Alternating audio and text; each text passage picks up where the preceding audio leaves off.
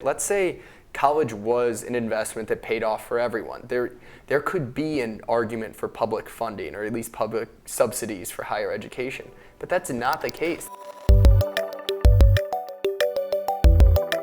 We've got more audience questions.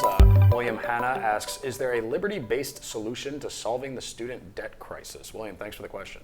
I think in the long term, there is a more liberty-based solution in getting the government out of providing higher education funding.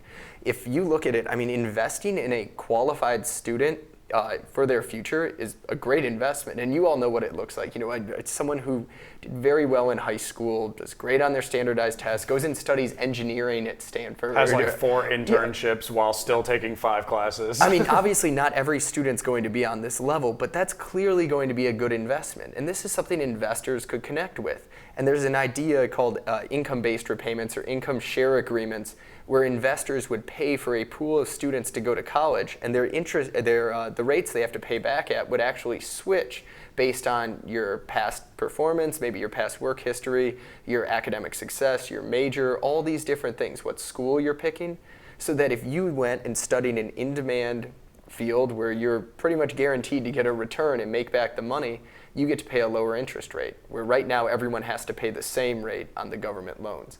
So I think that idea of opening up individual investors to have a stake in the student and then using, let's say, 1% of that student's future income as payment back, that could be somewhere where we could go. And this has gotten quite a bit of interest in Washington, but the problem is there's really no clear legal structure on how this would work right now. And there's always issues when you introduce money into education. Mm-hmm. I mean, there are people who don't want to pay college athletes. There's this squeamishness about, I'm here for an education, I'm not here to make money. And if you have students being treated like startups and having venture capitalists pumping money into students, you're going to have a lot of people finding that not to be a great thing, even though it might work. Yeah, and I think it's an option that we should pursue a lot more. And if you're looking at it, let's say college was an investment that paid off for everyone. There could be an argument for public funding, or at least public subsidies for higher education. But that's not the case. The numbers I laid out earlier, 6 in 10 students not graduating within 4 years, that's clearly not an investment. Then of those who do end up graduating,